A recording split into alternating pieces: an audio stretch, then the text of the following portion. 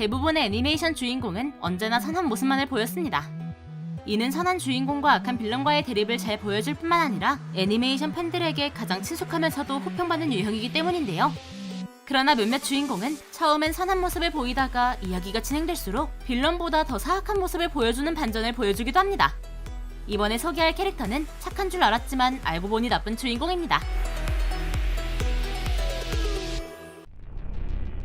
페이트 제로의 주인공인 에미야 키리치구는 페이트 스테이 나이트의 주인공 에미야 시로의 양아버지이자 이리아 스필의 친아버지입니다.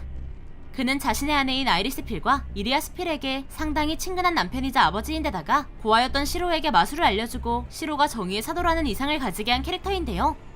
거기에 본인 역시 과거 정의의 사도를 꿈꿨고 자신만의 정의를 내세워 분쟁 지역의 사람들을 구원하기 위해 활동했고 전인류의 구제를 위해 성배 전쟁에 참여했죠. 그러나 페이트 제로에서 그가 보여주는 모습은 정의의 사도와는 상당히 거리 있는 모습을 보여줍니다. 우선 그가 내세우는 정의는 소수를 희생해서라도 다수를 구할 수 있다면 소수를 희생하는 공리주의적인 정의인데요. 第三の霊児をもって重ねて命ずるセイバー聖杯をやめろ破壊しろ 이 모습이 처음 드러나는 것이 아버지와의 관계로 자신이 사랑하는 아버지이지만 잘못된 실험으로 살고 있는 섬 전체의 사람들을 흡혈귀로 만들어 그를 총으로 쏴 죽였죠.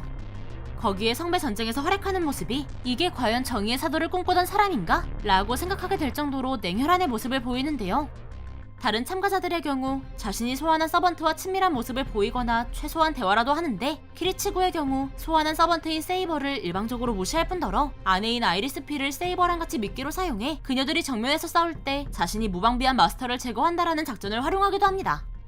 이뿐 아니라 마스터 중 마술 실력이 가장 뛰어난 케이네스를 처리하기 위해 그가 묵고 있었던 호텔을 완전히 폭파시키거나 캐스터 토벌 보상을 노리고 오는 사람들의 뒤를 치는 전략을 짜거나 케이네스를 죽일 때 케이네스 본인과 약혼녀를 건드리지 않는다는 맹약을 했지만 이는 키리치구 본인만 해당되고 자신의 부하인 마이야가 죽이는 건 상관없다는 계약의 허점을 노려 케이네스를 죽이기까지 했는데요.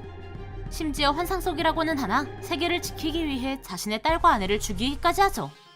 여담으로 키리치구는 자신을 구한 나탈리아를 어쩔 수 없이 죽여서 절규한 적이 있는데요. 이 장면이 애니화될 때 처절하고 슬픈 분위기인데 얼굴이 안면 기회와 같이 나와 팬들에게 빈축을 사고 있다고 합니다. 타냐 데그레차프는 원래 한 회사의 회사원이었던 30대 남성으로 열차 사고로 인해 이 세계 전생을 한 캐릭터입니다. 전생을 한 뒤 여자아이로 태어난 타냐는 자신이 전생한 세계가 전쟁 중인 것을 알고 군인으로 입대를 하고 참모 본부장인 제투와 준장의 눈에 띄어 그의 신임을 제대로 받아 어린 나이에 소령이라는 계급으로 특진했죠. 거기에 부하들에게는 존경받는 데다가 종종 농담을 하며 분위기를 환기하는 이상적인 상사로서의 모습을 보여 타냐 휘하의 마도대대 부대원들은 그녀에게 엄청난 충성심을 바치는데요. 그러나 이런 타냐의 본 모습은 평범한 전쟁물에 나오는 전쟁 영웅의 모습이 아닌 지옥에서 기어올라온 악마와 같은 모습을 보여줍니다. あれは幼女の皮をかぶった化け物です 원래 타냐는 전생 전에도 능률이 떨어지는 직원을 기회조차 주지 않고 해고하는 소시오패스 같은 모습을 보였는데요. 이 모습은 전쟁이라는 극한의 상황에서 더욱 두드러지게 나타나 효율적이고 법에 걸리지만 않는다면 그 어떤 잔인한 짓을 하는 미친 모습을 보여주기도 합니다. 그 예로 자신이 마도 대대의 대대장을 맡게 돼서 부대원을 선별하고 훈련을 시키는데 그 훈련이 36시간 동안 잠을 재우지 않는 포격 방어 훈련, 서론에서 48시간 동안 실제 적진을 뚫고 지나가야 하는 행군 등 가혹 행위에 가까운 모습을 보여주는데요. 거기에 자신에게 대항하는 무리들을 일방적으로 유린하고 죽은 시체를 부비 트랩으로 활용해 적들을 공격하는 잔인한 모습을 보이는 것은 물론 심지어 국제전시법상 경고와 피난 권고를 해야 한다는 점을 역이용해 어린아이 목소리로 경고를 하는 것으로 적국을 방심시키고 그 틈을 타 폭격을 해 대량 학살을 저지르기까지 합니다. 특이한 점은 이런 잔혹한 행위를 벌였음에도 국가에서는 그 활약이 인정되어 가장 높은 가치를 가지고 있는 훈장인 은익 돌격장을 얻고 빠른 진급을 했는데요. 정작 타냐 본인은 전부 안전한 후방 근무를 하기 위해 한 짓이라는 오픈 사연이 있습니다. 히이라기 다나는 인류의 적을 물리치는 이능력자 학교에 전학 온 학생으로 타인의 마음을 읽는 능력을 가지고 있는데요. はじめまして柊奈々です私人の心が読めますでもちょっと空気は読めませんよろしくお願いします 자기소개를 할 때 대놓고 분위기를 잘 못 읽는다고 말할 정도로 눈치가 없는 모습을 가진 그녀는 반에서 혼자 동떨어져 있는 나카지마 나나오에게 대놓고 왕따 당하냐고 말하거나 사이가 안 좋은 아버지를 존경하는 게 아니냐고 말을 하는 등 은근 민폐 같은 모습을 보여주죠. 그러나 특유의 밝은 성격으로 아버지와의 관계가 안 좋은 나나오를 위로해주고 그를 학급 반장으로 추대하는 등 전형적인 히로인의 모습을 보여주며 나나오와 연애 플래그를 세울 것 같았지만 これからもよろしくね。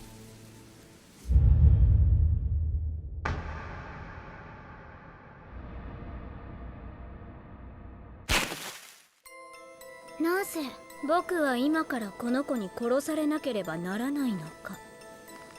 まさか君が人類の。いいや、お前たちこそが人類の敵だからだ。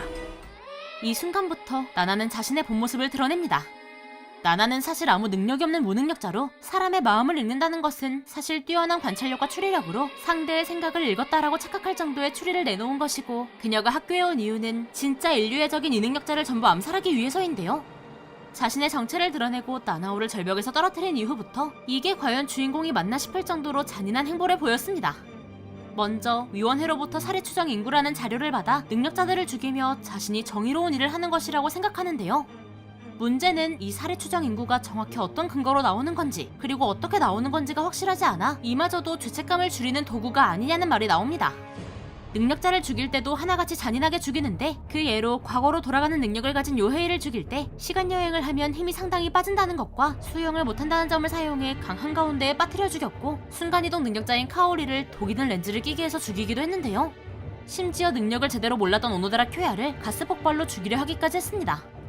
여담으로 나나는 평소에는 귀여운 목소리를 하고 있지만 본성이 드러나면 상당히 낮은 목소리를 내는데요.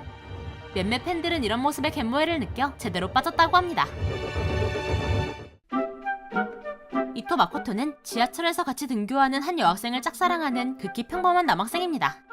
어느 날 그는 학교에서 도는 3주 동안 좋아하는 사람을 핸드폰 배경화면으로 해놓고 들키지 않으면 사랑이 이루어진다 라는 소문을 떠올리고 자신이 짝사랑하는 카츠라 코토노와의 사진을 찍어 핸드폰 배경화면으로 하려다 같은 반 여학생 사이온지 세카이한테 들키게 되는데요. 그러나 세카이는 오히려 마코토의 짝사랑을 도와주겠다고 나서고 그녀의 도움 덕에 마코토는 코토노하와 가까워지게 되고 결국 연인 사이로 발전하게 되죠. 여기까지만 보면 마코토는 극히 평범한 러브 코미디의 주인공인 것 같지만 실상은 현재까지 나온 그 어떤 러브 코미디의 주인공보다 극한의 우유부단함과 찌질함으로 무장한 인간 쓰레기입니다. 우선 코토노하와의 연애 진도가 잘 나아가지 않자 세카이가 연애 연습이라며 유혹해온 걸 참지 못하고 관계를 맺는 것부터가 이 캐릭터의 막장 행보의 시작인데요. 이 순간부터 마음이 세카이한테 가면서 코토노하를 점점 멀리하기 시작하다가 코토노하가 좀 더 적극적으로 다가오자 그녀에게 다시 끌려 마음이 돌아오는 듯 했습니다. 그러나 학원제 당일 코토노하를 질투해 그녀를 이지매하는 카토 메구미가 자신을 유혹하자 저항 없이 학교 휴게실에서 관계를 맺고 코토노하 앞에서 너를 더 이상 좋아하지 않는다 이해해달라고 말하기까지 했죠. 여기까지만 해도 충분히 막장인데 마코토는 여기서 멈추지 않고 쿠로다 히카리, 키요우라 세츠나, 코이즈미 나츠미, 오부치 미나미, 모리쿠미 이 모두와 관계를 맺기도 했는데요. 심지어 세카이가 임신했다는 말을 교실에서 하자 왜 임신한 거냐 코토노하라면 이러지 않았을 거다라며 심한 폭언을 날린 것은 물론 세카이의 눈앞에서 코토노하와 키스하는 모습을 보여주고 은연중에 아이를 지우라는 뜻의 문자를 보내는 미친 모습을 보여주기까지 합니다. 결국 자신의 우유부단함과 찌질함 그리고 성욕 때문에 코토노하와 세카이 둘 다 정신적으로 심한 충격을 받고 전부 좋지 않은 결말을 맺게 되었죠. 여담으로 마코토의 막장 행적 때문에 마코토의 성우인 히라카와 다이스케는 단 한 번의 논란도 없었는데 엄청난 악플과 비난을 받았는데요. 이게 어느 정도냐면 2007년에 스쿨데이즈 애니가 나왔는데 6년 후인 2013년 프리의 류가자키 레이, 7년 후인 2014년 조조의 기묘한 모험의 카큐인 노리아키를 맡기 전까지 성우 팬들의 엄청난 공격을 받았을 정도죠. 정말이지 캐릭터 하나 때문에 욕먹다니 성우분이 불쌍하네요. 앨런 예거는 원래 거인에 의해 어머니가 죽어 모든 거인을 죽이겠다고 말한 열혈계 주인공입니다. 그는 이 말을 지키는 걸 보여주다시피 할 정도로 많은 활약을 했는데요. 대표적으로 월마리아 탈환 작전 때 적으로 돌아선 갑옷 거인의 소유자 라이너 브라운과 초대형 거인의 소유자 베르톨트 후버를 제압한 것으로 작전이 성공해 처음으로 인류 측에 승리를 가져다 주었고 레벨리오 전투 당시 전투의 거인을 쓰러뜨려 전투에서 승리를 하는 등 영웅적인 모습을 보였죠.